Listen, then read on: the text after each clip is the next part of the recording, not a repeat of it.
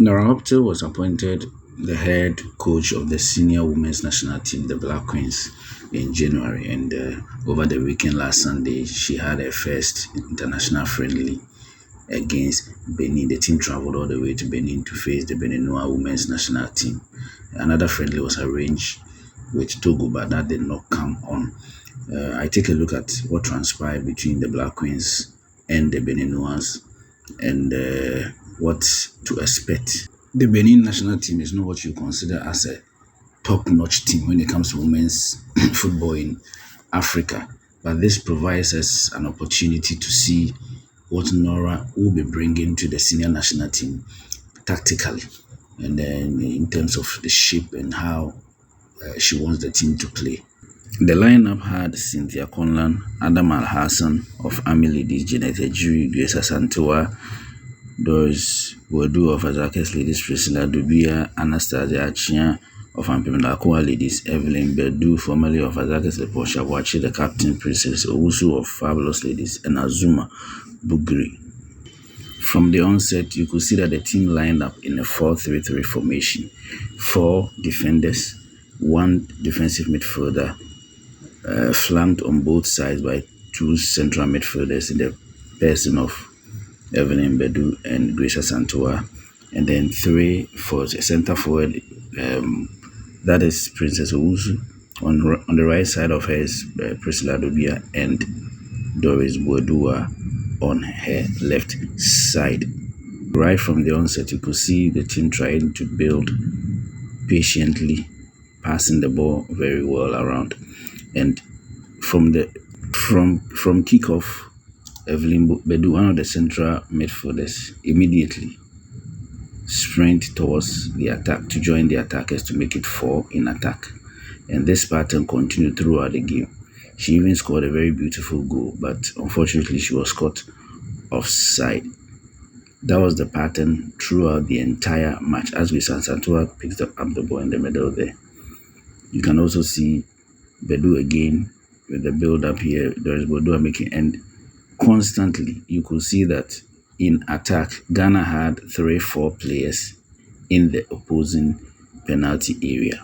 Constant, so it was a constant theme throughout the entire match. They were encouraged to join the attack at every opportunity. Bedu most especially. Again, you can see 3 people there, Bedu arriving late. And then even the fullback, Adama, joining in attack.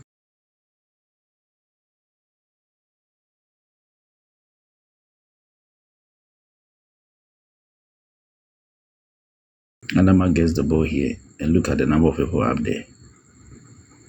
3 into the box. Adama joins in once again. Another attack goes wasted.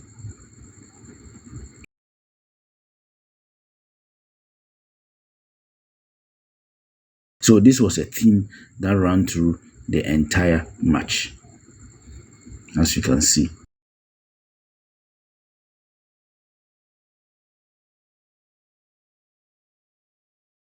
Bedu breaks the lines again. This time around, the goalkeeper makes a timely intervention.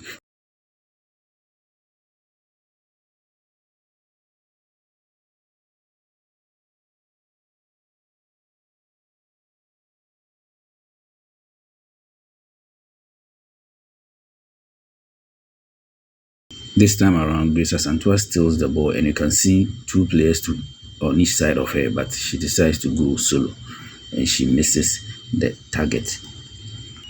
Another thing that was so obvious in this encounter was the fact that whenever one fullback attacked, the other fullback would stay together with Azuma Bugri, who was the DM. So there will be at least 4 people at the back to defend against any threats. When you look at this scenario, they lose the ball, and immediately you can see Anastasia Achia joining in the middle to become some sort of an inverted fullback. And she wins the ball, and guess what? Guess what happens here? Bedu, as Anas moves into the midfield position, Bedu drops back into the fullback position to assist in defending. This was a theme throughout the entire match. One thing that was so obvious during the match was the fact that the team liked to build from the back. And in Janet Ejiri and the captain Portia Boache, you have two centre backs who are very, very comfortable on the ball. Janet Ejiri is quite quick. She passes the ball very well. She can break the lines between defense and midfield quite easily. She's able to also carry balls through the middle into the midfield positions and then distribute very well. Portia Boache is also very calm, very well composed, and has this line breaking passes. So the two were quite comfortable on the ball throughout the match. They like to build slowly from the back, and then when the opportunity presents itself, they just launch it long to the attackers who are very quick on the break. One thing about passing from the back that you have to use the goalkeeper, but from the observation, it looked like our goalkeeper wasn't that comfortable playing with, on if maybe this is new to her or something to take some time. A typical example is how quickly Janet Ejiri closes as the defender loses the ball and the ball is played ahead of the attacker. The position attacks. See how quickly she closes to win the ball, and instead of even sending it to the goalkeeper, she brings it to the middle to Azuma to start the attack. She is quite comfortable on the ball.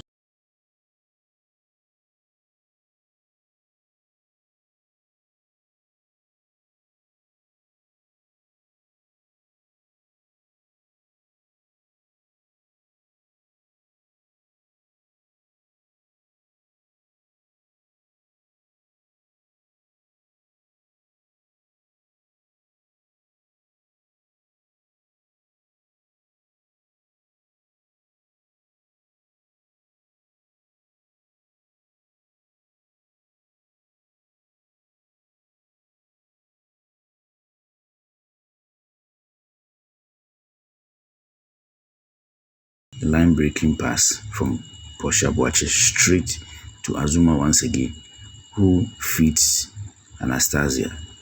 And then she feeds Doris, but she's slightly offside. They start another attack from the goalkeeper through to Portia Boache, and then to Azuma, Janet Ejiri once again to the fullback, who then carries the ball forward and then launches one of those long balls, which almost found Princess Owusu.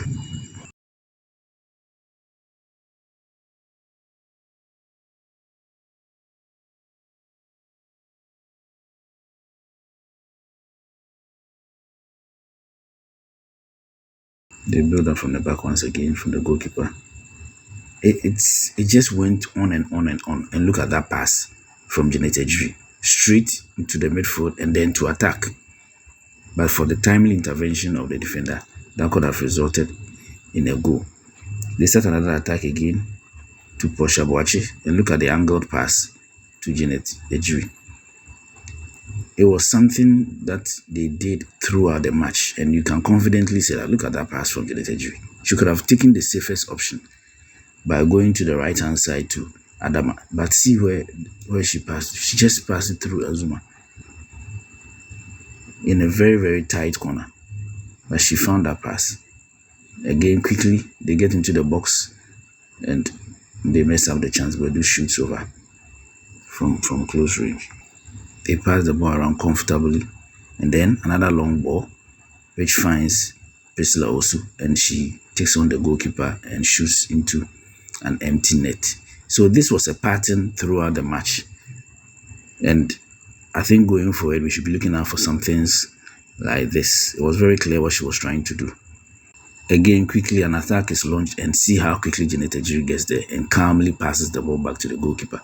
The only downside of passing from the back is the fact that the goalkeeper didn't look too comfortable. The one treat that I want to highlight, Janet Ejiri wins the ball in the middle of the pitch, and then she calmly moves forward and then passes the ball to Priscilla Dobia on the right to cross for the attackers. She does the exact same thing over here. She wins the ball in the middle of the pitch. She goes forward and then manages to pick a perfect through to Priscilla Dobia to score a beautiful goal. Another observation was the fact that the team liked to press from the front. And as you can see, as soon as they start, Doris moves in. But this time it was a bit disjointed. But for the mistake from the defender, would have been, I don't think the press would have been successful. It wasn't well coordinated. That particular press wasn't well coordinated. But however, they won the ball nonetheless. So the team pressed each time there was an opportunity. Again, there's another opportunity where they passed the ball and then they pressed collectively. Adubia closes her marker down. They managed to escape the press again because it wasn't well coordinated. And they start another one.